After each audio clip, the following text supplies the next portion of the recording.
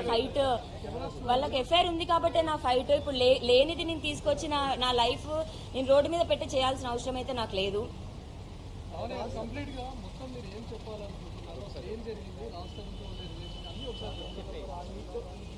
Complaint ఏం చేశారో చెప్పండి, అసలు ఏం జరిగింది?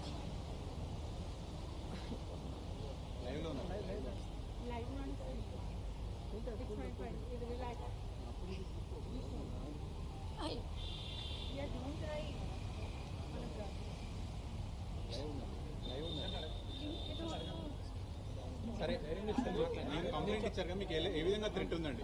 మాల్వీతో ఏ విధంగా థ్రెట్ ఉందో చెప్పండి.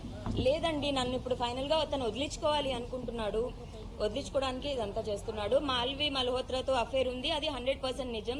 నా దగ్గర ఎవిడెన్సెస్ కూడా ఉన్నాయి. అతను ఒకవేళ డైరెక్ట్ గా నేను ఇంకో అమ్మాయితో అఫేర్ ఉంది నాకు అని చెప్పున్నా నేను వదిలేసేదాన్ని. కానీ నన్ను తప్పుడు దాన్ని చేసి అతను వెళ్ళిపోతే నేను బతకలేను సొసైటీలో తలెత్తుకొని. ఈ డ్రగ్స్ కేసుకి దానికి కూడా నాకు సంబంధం లేదు. ఒక అమ్మాయిగా నేను ఎంత భరించకూడదో అంత భరించి హెల్త్ చూసి వస్తున్నాను. దానికి తోడు యూట్యూబ్లో కమెంట్స్ ఇవన్నీ కూడా వస్తున్నాయి. ఇంకా అవన్నీ వద్దు ప్లీజ్. ముఖ్యంగా మీకు రాజ్ తరుణ్కి మీకు రిలేషన్ ఏ విధంగా ఉన్నది, అసలు ఎక్కడ ఏం జరిగింది? మేము ఒక 14 years నుంచి రిలేషన్షిప్లో ఉన్నామండి. అండ్ 11 years నుంచి టుగెదర్ లివింగ్ రిలేషన్షిప్లో ఉన్నాం. గుడిలో తాళి కట్టడం అయితే జరిగింది. కాకపోతే పెద్దవాళ్ళ లవ్ మ్యారేజ్ అవ్వడంతో రిజిస్టర్ అనేది చేసుకోలేదు. సో అతని కన్సిడరేషన్లో లివింగ్ రిలేషన్షిప్ అంటే I agree to that point.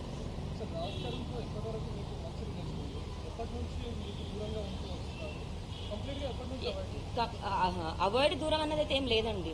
Malvi వచ్చిన తర్వాత డిస్టర్బెన్సెస్ వల్ల నాతో మాట్లాడడం మానేశాడు. అంటే గొడవలు అయ్యేవి మాకు. మీరు అనుకుంటున్నారా, లేకపోతే మల్హోత్రా ప్రస్తావన వచ్చిన ప్రతిసారి మీ మధ్య గొడవలు జరిగేవి? మరి ఆమెకి నేనుంటే ఏం ప్రాబ్లమో నాకు తెలియదు. ఒకవేళ ఒక కపుల్కి అఫేర్ ఉన్నా సరే అతని లైఫ్లో ఏది ఉందో అది యాక్సెప్ట్ చేసి మరి ఆ ఉమెన్ ఉండాలి. అంత ఓపెన్గా ఉన్నప్పుడు ఒక 1 month తర్వాత ఆమె రాజ్కి ప్రెషర్ ఇవ్వడం స్టార్ట్ చేసింది. That Lavanya should go, why is he staying అన్న దగ్గర. సో అది నాకు రాజ్ ఇండైరెక్ట్గా గొడవ పడేవాడు నాతో. అండ్ ఒక 1-2 months తర్వాత మాల్వీ ఇస్ ద రీజన్ అని నాకు అర్థమైంది. అంటే మాల్వి మల్హోత్రా మీరు కాల్ చేసిన సమయంలో మిమ్మల్ని బెదిరించారని మీరు ఒక కంప్లైంట్ లో పేర్కొన్నారు. అసలు మీరు కాల్ మాట్లాడినప్పుడు వాళ్ళు ఏమని మిమ్మల్ని బెదిరించారు?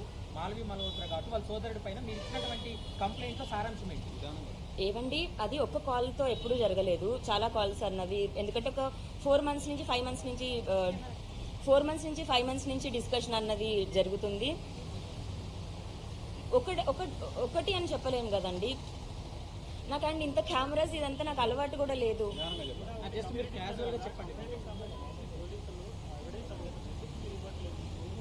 సో నేను ఎవిడెన్సెస్తో వచ్చినా సరే, మాల్విన్ మీరు చూశారు ఆమె ఎంత కాన్ఫిడెంట్గా అబద్ధాలు చెప్తుందో.